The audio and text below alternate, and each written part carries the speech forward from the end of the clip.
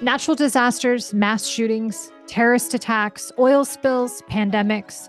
We are inundated with information and images about crises more than ever. And these tragedies increasingly galvanize and polarize the public with potentially far-reaching consequences. I'm Lindsay Morgan, host of Talking Policy, the official podcast of the University of California Institute on Global Conflict and Cooperation. And today I'm joined by author Tom Beamish, whose new book, After Tragedy Strikes, suggests that public tragedies have become more common and increasingly associated with partisan political polarization. Tom is a professor in the Department of Sociology at UC Davis, and he's done a lot of really interesting work on environmental risk and social and community movements, among other things. Tom, welcome to Talking Policy. Thank you. Fantastic to be here.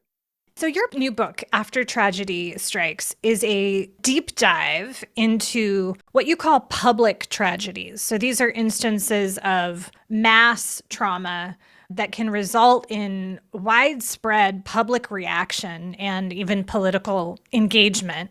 And when I was reading the introduction of the book, and when I think about really recent public and politicized tragedies here in the US, I naturally thought about the pandemic, of course. I think about mass shootings, the murder of George Floyd, all of these things that have had such an impact on our sort of public and civic consciousness. So I'm really interested to hear from you. Like, what is this book about? Like, what are you saying? What are you looking at? And what is the core kind of argument of your book in a nutshell?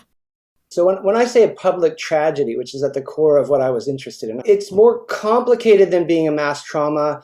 Public tragedies are hyper-politicized and notorious crisis events. So these are events that sort of move past simply being about sort of material harm, like just the simple aspects of a disaster, say a hurricane that comes through town. They're now defined, actually, in retrospect, by a relatively predictable set of public reactions. These are not random.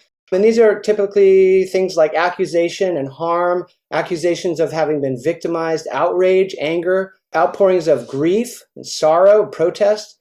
And in response to those, because a core aspect of public tragedy is social blame, is a response to them which is couched in denial, denunciation, and counterclaims that then essentially become a contest, a sort of discursive or narrative or story contest in the public domain where people talk about these things over sort of how the event, the tragedy, will be remembered and in some sense seek to control over it. So these are not simply disasters or national crises, right? The public tragedies are political events. Ultimately, they become political events. And public tragedies are ultimately, I'll make the argument, political accomplishments. Once they've been achieved, they become stable stories about events in the world. Yeah. Well, to get our listeners kind of up to speed, I mean, can you give us an emblematic example of what you're talking about? Like, tell us a story. Okay. Well, I mean, Katrina, Boston Marathon bombing, Deepwater Horizon, Pulse nightclub shooting, Stoneman High School, Harvey Weinstein, George Floyd. I mean, I can go with lists. But I mean, I think the pandemic really is when the sort of storyline and the kind of competition, will strike most of us as right there in front of us. That the pandemic is a natural disaster in some regard, right? I mean, it's a virus. What I'm interested in is how that became a story that explained what was happening to us. And that story as a public tragedy became a competition between, on one side, those who claimed that the pandemic was, in some sense, victimizing people of a particular kind because the government wasn't doing what it could to save us from the peril. And on the other side, there were people saying that the government was actually overreaching and is threatening them through its application of pandemic measures. And so at this core, you have this argument about two sides being victimized by society in some regard, in which either side claims that they are the sort of innocent victims of a larger perpetrator who is subjecting them to trauma and suffering and is responsible for it. And that becomes a sort of a defining feature of the pandemic. It was about being sick, but it was really about the politics of being sick and in some sense, who was to blame for it. Yeah, it's interesting thinking back, as you said, the pandemic is a thing that happened, irrespective of how it came to be. It happened. There was suffering, but then the response to that suffering and the thing varied a lot. And there was this sort of bifurcation, as you said, of people who focused more of their attention on government mismanagement or the perceived weak response on the part of the government, and then others who focused on kind of violation of rights. But as you say, a kind of clear and polarizing event. Why did you want to write this book? So after 9/11, I began to notice the sort of hyper-politicized crisis events begin driving the news cycle. So I just began to notice, like, every couple of weeks, back then it was every couple of weeks or even months, you'd have these just jaw droppers, just like, wow, that is horrendous. That's how you felt back then. Think about where we are now. Yeah, all right. Now, because we've become used to this. Like every week there's a new one, right? But I began to realize, I'm a sociologist, so I begin to do kind of look at these analytically. These are curated stories of a kind, right? So the striking about these curated stories was initially it's about how many people have been harmed or whatever. It really quickly afterwards striking is the political aspect begins to define them. It's about whether you're going to get money to help, who's the one who's not helping, what political group has advocated for them, so forth and so on.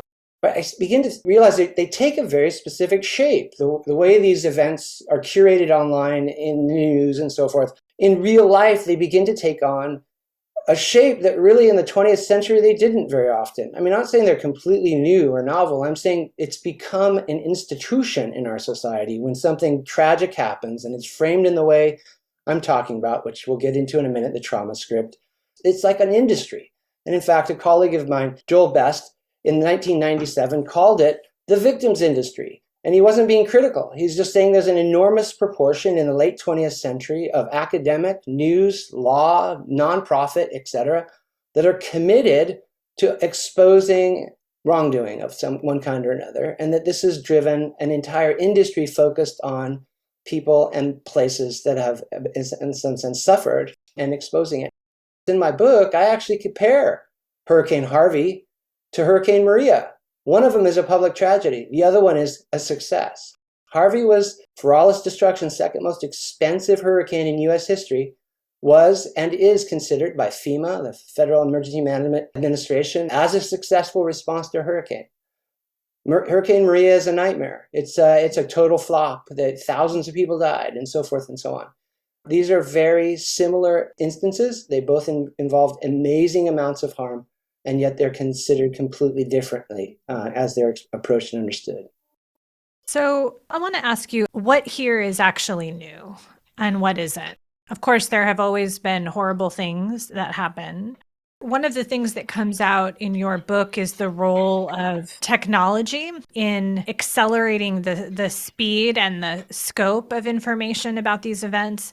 You give an example in your book about the Johnstown flood in 1890, that didn't generate significant notoriety or public attention like what we would see today. But I mean, that was a really long time ago. If you think back to the second half of like the 20th century and the Vietnam War, the assassination of MLK, the Iran hostage crisis, there are lots of examples of galvanizing events. So what is new now? What is different? How much of this is about technology? Because we are all talking about technology all the time and how everything's different now because of technology. And that might be true. Is it just about technology? Is there something else going on? So that's not just technology. So it's technology and also changes in the way that technological change has pushed the way we interact and communicate. It also reflects a change, which the period you mentioned, the sort of 60s and 70s, were pretty integral to a change in the way news itself was created. So the way professional journalists communicate what's happening in the world changed dramatically after World War II. Professional journalists began to see as their calling exposing institutional excess. So the idea that you exposed Watergate, or you exposed the military adventure somewhere, or you exposed political or even corporate excess. This became a guiding principle amongst journalists, and it's now baked in. It's a moral imperative. If you look at the way journalists tend to think of what they do, they kind of think of themselves as a fourth estate and so forth. Their job is to uncover the excesses of the other three estates plus the commercial sector.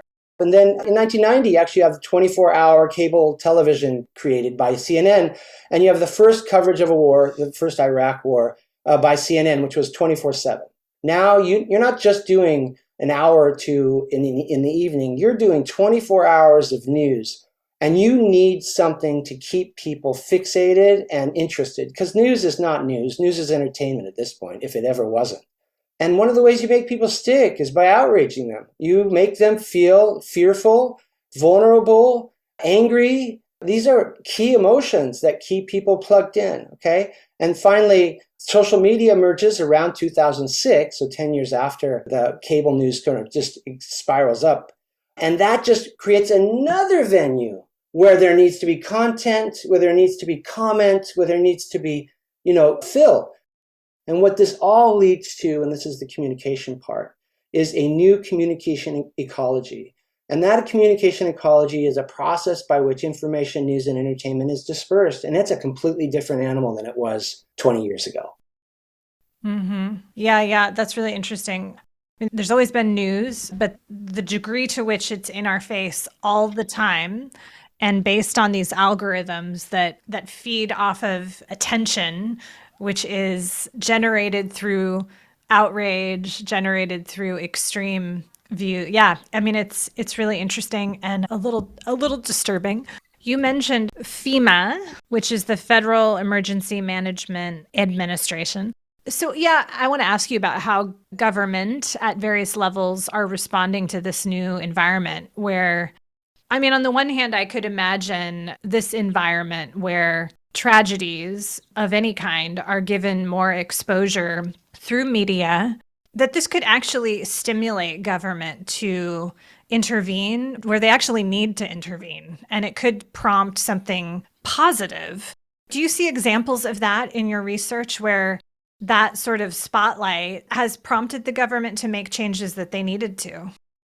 I mean, I think as a society, we have done amazing things when it comes to responding to crisis. I mean, Americans, frankly, have a sense of entitlement they didn't for most of our history. In that I think generally, and I know this is borne out in polls, they think the federal government should intervene to save them from any kind of risk. At the same time, the American public is also incredibly cynical about the willingness of governments or commercial firms, corporations, or others to do so. So it's a kind of an ambivalent feeling. But I think over time, if you look at the history, I mean, if you're in a flood in the Mississippi Valley in 1927, man, you're on your own. I mean, it was you and your local network that were going to save yourself or nothing. And at this point in history, that's just not the case. So yeah, I think on par, I think we are safer now, given what the government does on our behalf, than we have ever been. Now, how's it playing out right this very minute? Well, because of the things we've already talked about, right now it's become extremely partisan. So what's happened is that as we've moved into this kind of polarized society based on the politics I'm trying to articulate, things that used to unify us as a society now actually divide us. In other words, these tragedies become zero sum. They don't become bases for coming together. Do you remember when the pandemic started, just before that, when Trump was in office and there was just so much political intrigue? And I remember a number of pundits said, maybe what we need is a national crisis to bring us together. Well, we had one. It didn't work. Right. We got one. No, didn't work. Yeah, that's what's so interesting about your book. I mean, there's something really counterintuitive. On the one hand, we expect crises like 9/11, right, to bring us together. But on the other hand, what you're showing in your book is that increasingly, they are just dividing us further along the lines that we were already divided. Because the very logic of the story means there can't be unity. The trauma script pivots on a basic binary, and that binary is victims versus perpetrators. So when you're harmed, and it's a public tragedy, you're essentially saying something or someone caused that harm. That means that there's a victim, somebody who has been harmed, and then there's the one that caused it, whatever that be, whether it's the government or whether it's the culture or whether it's whatever. So it's blame versus the blameless. You have innocent people, the victims, and you have those that are blamed for it. Okay, it moralizes that harm. So that blame is not just neutral, it's good versus bad. You're bad or you're good. This becomes the basis for extremely polarized political discourses. It's us versus them once you settle on this storyline. And this storyline started as authentic, say, way of explaining harm, whether it's domestic violence or whether it was racism. But now this discourse is not connected to anything. It is a political discourse that can be used by those who are authentically harmed, or it can be used by people who are simply like Donald Trump trying to motivate his base. And he uses it a lot, remember. He's a president who claimed to be targeted as a victim in witch hunts. And so, I mean, he uses the trauma script repeatedly to characterize his own persecution.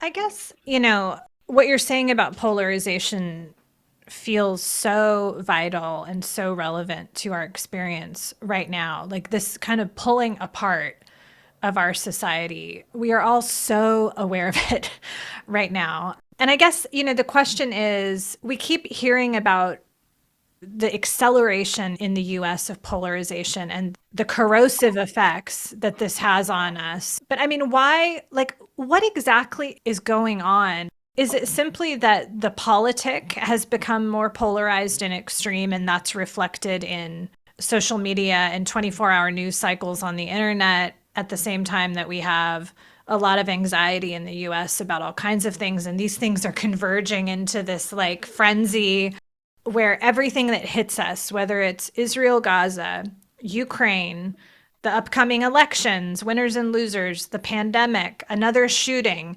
I mean, what is going on? I think we're all thinking about this all the time. And your book is hitting at exactly this issue. What's happening to us? Okay. Well, I think here's an important thing too. So when I say script, I don't mean it just in a kind of offhand way. I mean, a script is like if you're an actor in a play and you're reading from a script, it's telling you kind of what you're going to do. Okay. So once a script is institutionalized, that is, once it becomes conventionalized, it's common knowledge, it's what people use to understand situations. It isn't something they actually are necessarily totally conscious of, like, oh, I'm using the trauma script. It's that the contents of the trauma script now demand a particular reaction from people.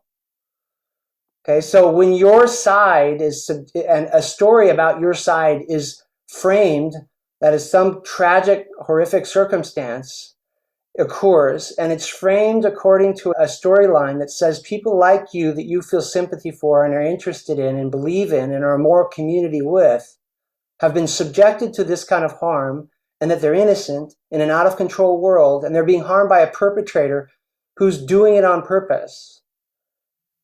I mean, can you see how you'd feel like it's us against them? And when everybody's using that, when it's very common to use that. Now, I want to say this too. There are other stories. It's not the only story. There are other stories competing to explain events in the world that happen too, like individual responsibility. What's happened in the 21st century is the news, political elites, and social movements have begun to use the trauma script to frame events where they want to manipulate public sympathy.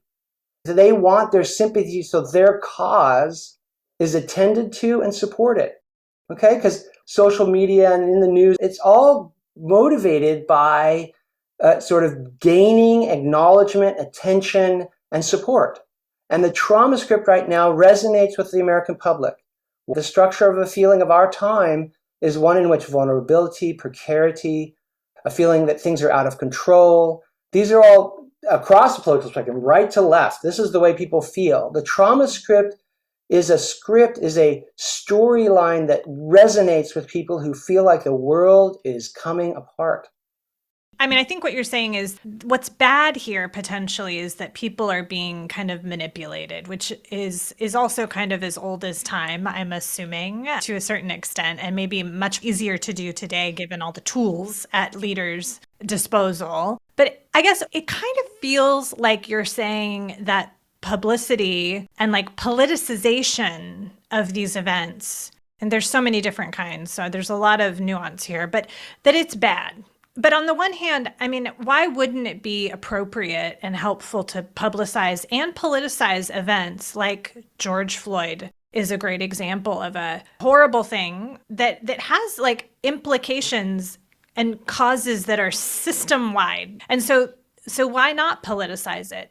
I mean, that word has a pretty negative connotation that you're manipulating something for a partisan sectarian end. But politics is what determines policies, and policies drive systems, and systems cause things like this, all the way down on a street corner. So why not publicize and politicize stuff?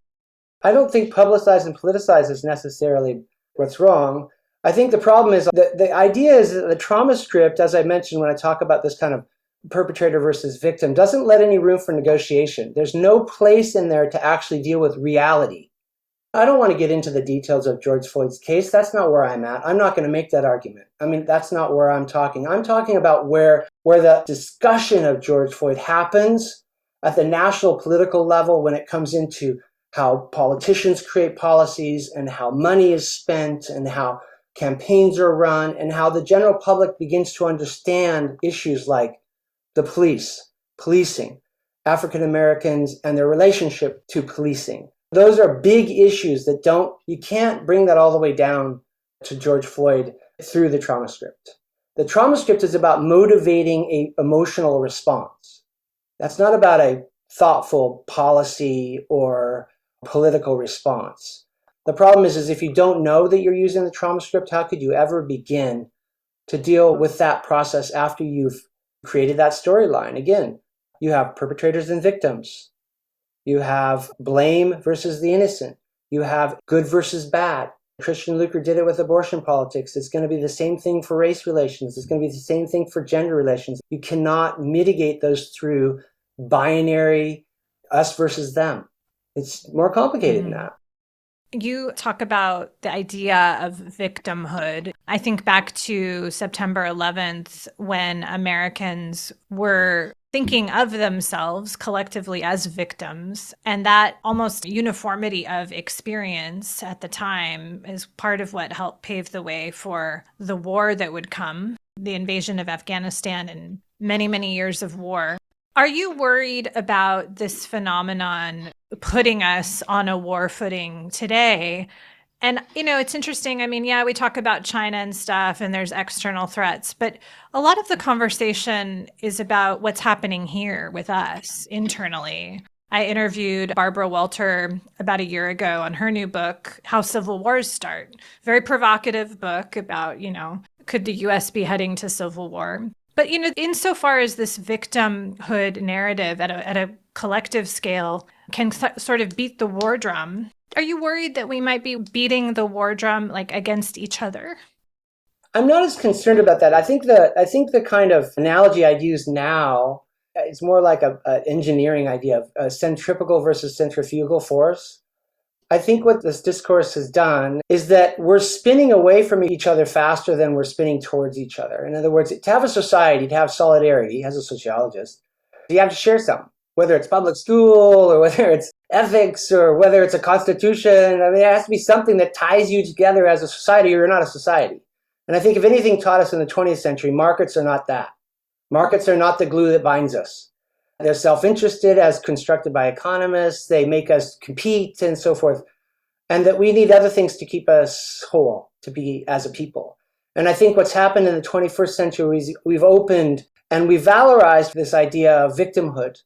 And then we've set it against each other. So the sides in our political debates now each consider themselves equally the victim of the other. The problem is everybody feels like they've been wronged. And so we're in the situation where we seem to be, again, spinning away from each other as we follow these understandings of our experiences and our politics. So I don't know if it means civil war. Somehow it means disengagement, or I don't know how this plays out. I don't have that crystal ball. Yeah. Well, okay, we don't have too much time left. And I want to ask, this happens a lot in these interviews with social scientists who study these phenomena. It can kind of feel a little depressing. Okay, this stuff is kind of a bummer.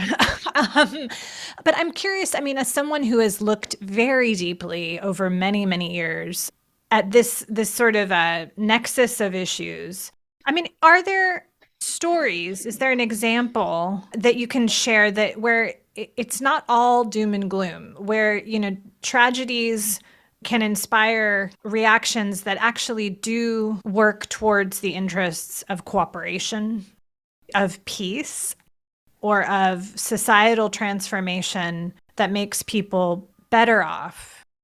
I'm actually going to say that all public tragedies can end up in also good outcomes as well. I mean, I think public tragedies aren't necessarily simply bad. Again, that's an oversimplification. I think they lead down a hyper-politicized, polarized road. But I think, the Pulse nightclub shooting is horrific. And yet it totally opened people up. Like, man, they're targeting LGBTQ people, and this is not okay. I mean, those, like you said earlier, they are events that get publicity. They are events that open people up. So I don't think I'm willing to say they're just bad things. I think the point of my book is to point them out as something. In the words of a colleague of mine, I'm denaturalizing them. I think people think they're just true. It's not true. It's a storyline. It's a particular way of organizing response. It's a particular way of understanding catastrophe, tragedy. I could make any one of those tragic circumstances understandable in a different way if I used a different story to explain it. Individual responsibility. Oh, fate. Like Jonestown flood in 1890. 2,000 people died because robber barons made a pond they wanted to fish on. The dike blew and the water came down and washed away a town.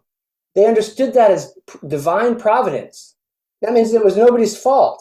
What do you mean? It was like the Carnegies and the Vanderbilts. They did it because they wanted a recreation pond. But that wasn't the way it was collectively understood. It wouldn't have been until now because we think of it differently.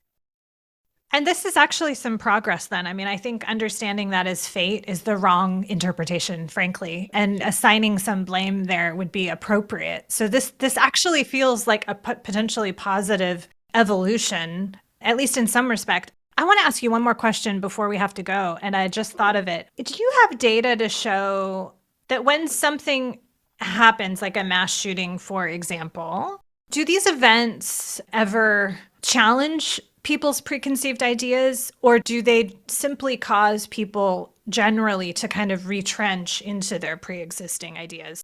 No, that's not the lesson from the trauma script. The trauma script actually leads to retrenchment because it's built upon preconceived conceptions of who's like you and who's not. So in Marshall High School, when that 17 kids were shot and 4 killed, the reason why that didn't take off is because when the initial kids, because they were going to have, just like Stoneman High, the kids at Marshall High School were going to organize social protests against the fact there wasn't enough gun control, right? They were shut down by locals who said, no, teachers should have had guns and this wouldn't have happened. And so there was no consensus in Marshall, Kentucky about what was the cause for the mass shooting. And so it devolved and there was no protest. 2 weeks later, Stoneman High School happened and that exploded because there was a consensus, because the kids and the parents and the community in Parkland, Florida, had a consensus about who was to blame and what was going on. And they targeted the Florida Assembly and they targeted the federal government. And they went on, that summer, they went around and they protested like they should have. But they didn't change anybody's mind. And the NRA came out and gun rights advocates said, we need teachers with guns. And they retrenched. And so I think the main lesson then is, it's not negative. It's that if we're going to denaturalize this narrative and if we want to get past simply binary us versus them approaches to these problems, we have to figure out a way around this dynamic. Tom Beamish, author of After Tragedy Strikes. Thanks for being with us on Talking Policy. Thanks a million. I appreciate it.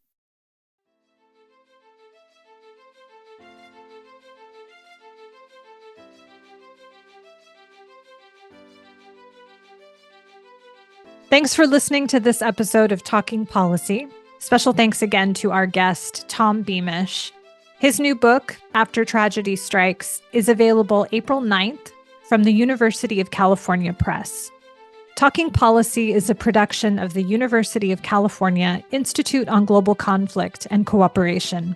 This episode was produced and edited by Tyler Ellison. To ensure you never miss an episode, subscribe to Talking Policy wherever you get your podcasts. To learn more about IGCC, visit us at ucigcc.org.